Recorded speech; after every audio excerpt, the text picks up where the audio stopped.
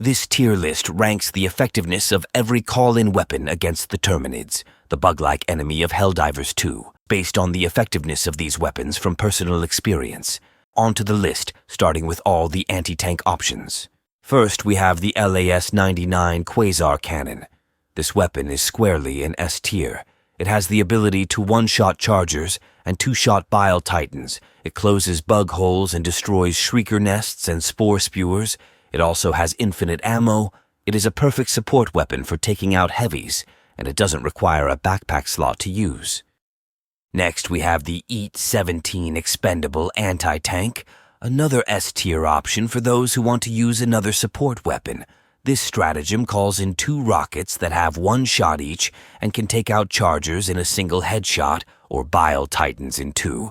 You can call this weapon in, fire it, and then pick your preferred support weapon back up afterwards, making this a versatile choice.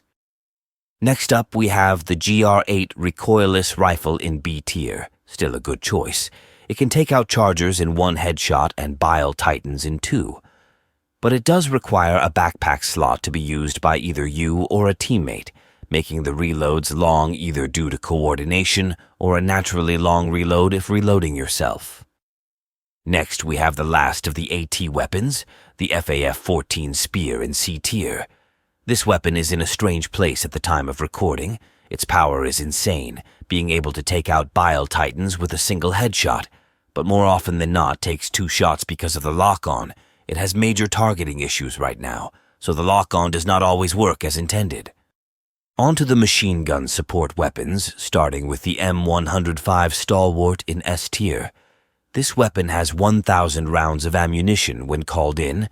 It can be reloaded while moving, and has 3 fire rate settings for different situations. It does, however, have light armor penetration, so you will not be able to take out shielded bugs as easily as with other options. This gun is powerful for prolonged engagements due to both the large magazine size and the ability to reload on the move, good for clearing trash, and is a great option to pair with the EAT-17 anti-tank. Next, we have the MG-43 machine gun in A tier. This gun is stronger and has more AP than the Stalwart, but loses points due to standing still during the reload animation, as well as having 100 fewer rounds than the Stalwart. The AP is useful on the shielded bugs and the green variants of the spitter bugs, but there are better options to deal with those targets. For the last of the machine guns, we have the MG-206 heavy machine gun in C tier. This weapon has low ammo count, high recoil, pretty similar raw damage to the previous machine gun, and has to be aimed down sight to land accurate shots. This weapon would be in D tier, but it does have the ability to kill bile titans by shooting them consistently in the green spot underneath them. Using stun grenades or EMS strikes with this weapon does give an option to kill bile titans with a full auto weapon, but it is still not recommended. Next, we have the AC-8 AutoCannon in B tier. This weapon has a large amount of ammo that can be used to close bug holes, kill the large spitters, as well as destroy shrieker nests and assist in killing chargers and bile titans after they have lost a chunk of armor by shooting their soft spots. Where this weapon falls short is the need for an ammo backpack to reload the weapon, and it has a harder time dealing with chargers and bile titans than other options. Next up, we have the GL-21 grenade launcher in A tier. This weapon, like the AutoCannon, can be used to take out bug holes, the large spitters, bug egg objectives, and is helpful with crowd control. With the bonus of not requiring a backpack slot, it's an incredibly strong choice, especially because it is unlocked very early at level 5. It pairs well with the ammo backpack to constantly supply yourself with more grenades. Next, we have the ARC-3 arc thrower in B tier.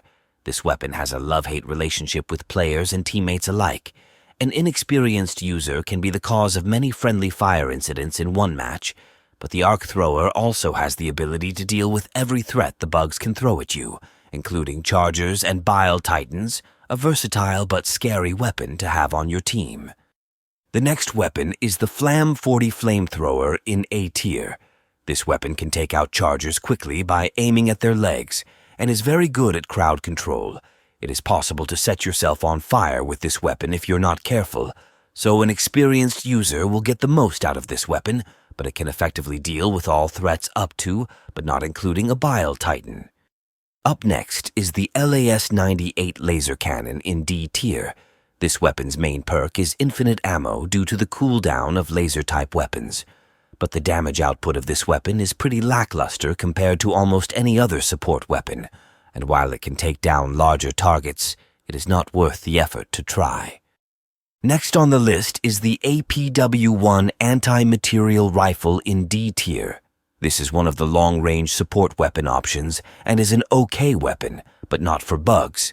The rifle rounds don't do much to Bile Titans, they bounce off chargers, and it's possible to hurt yourself with the explosive rounds at close range, given most bug enemies are trying to get to melee distance. This can be a problem to say the least. Up next is the OG King of Clutch, the Railgun in C tier.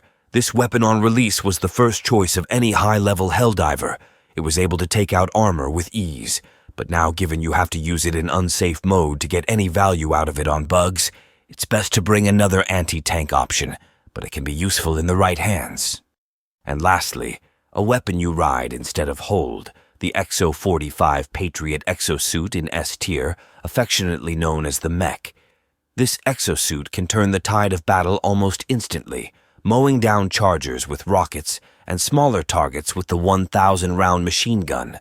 The bugs will have a hard time getting close to you, making the mech's slightly fragile health pool not a problem against bugs. Well, that's it for this list. I'd love to know if you felt any weapons should be in a different spot in the comments below.